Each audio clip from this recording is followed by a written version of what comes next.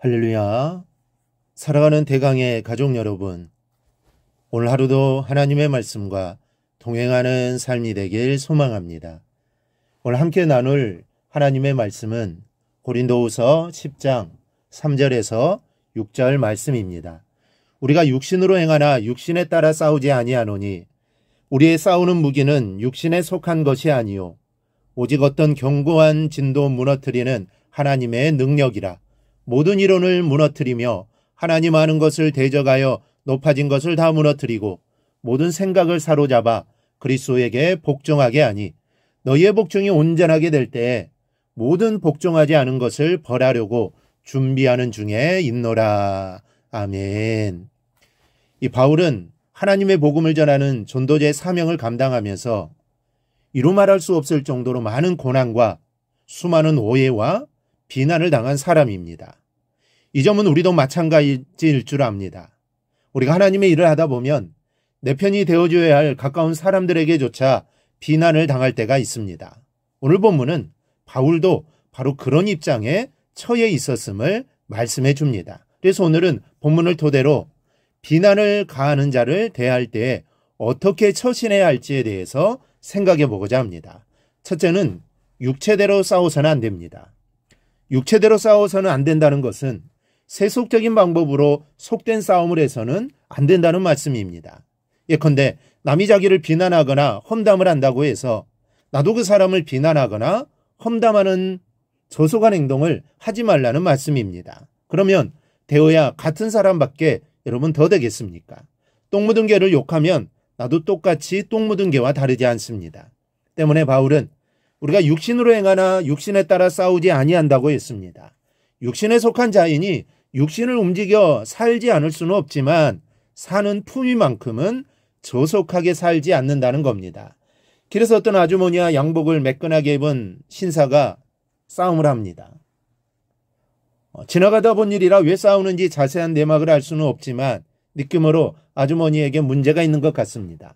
아주머니가 소리를 지르며 입에 담지 못한 육두문자를 써가면서 악을 쓰는데 그 기세가 대단했습니다. 그런데 그 신사는 의외로 가만히 있는 겁니다.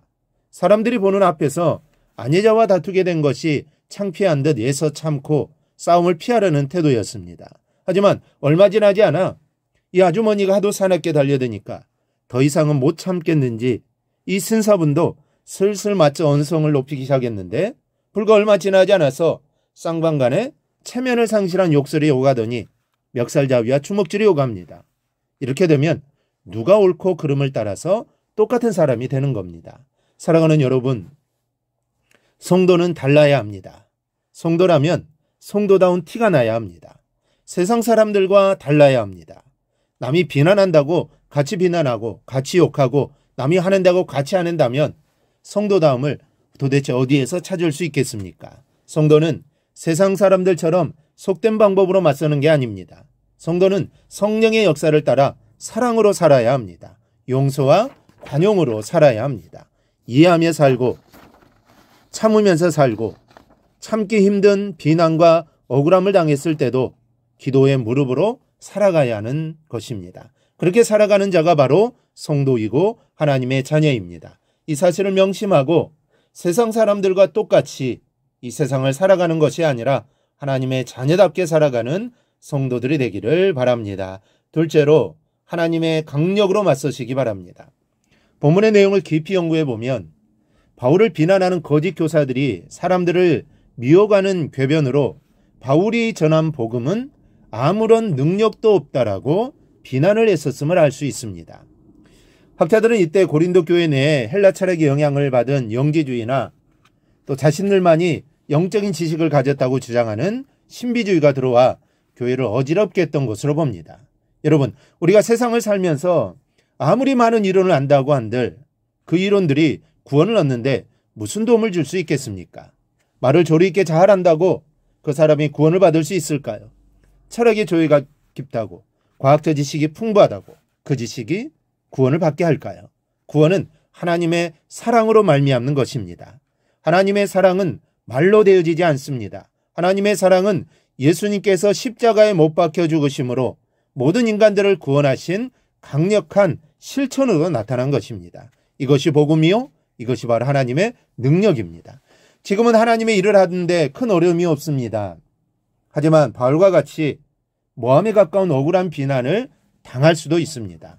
그럴 때 하나님의 능력으로 맞서시기 바랍니다. 세상적인 방법으로 맞서는 추한 모습을 보이지 마십시오. 아무리 나를 향한 비난이 쏟아져도 경솔하게 대처해서는 안 됩니다. 하나님의 사랑을 믿고 하나님께 맡겨야 합니다. 절대로 복음에 손들리지 말고 의연하며 담대하시라는 말씀입니다. 그러면 언젠가는 하나님이 비난하는 자의 입을 막으시고 진실을 드러내실 것입니다. 여러분, 거짓은 절대로 진실을 이기지 못하는 법입니다. 조급한 인간의 눈에 한순간 거짓이 이기는 것처럼 보일 뿐입니다. 그러므로 비난을 당하거나 억울한 일을 당할 때 과묵하게 하나님의 사랑을 믿는 믿음으로 인내하시기를 바랍니다. 그러면 결국에는 진실이 승리한다는 것을 알게 될 겁니다. 그러므로 육체대로 싸우지 말고 하나님의 능력으로 세상을 이기며 살아가는 성도들이 되기를 바랍니다. 그렇게 살아 이 세상에 하나님을 드러내며 살아가기를 바랍니다. 하나님의 사랑을 드러내며 살아가는 우리 성도들이 되기를 주님의 이름으로 축원합니다. 오늘 묵상한 말씀을 굳게 잡고 삶으로 실천하며 살아내는 대강의 모든 성도들이 되기를 축복합니다.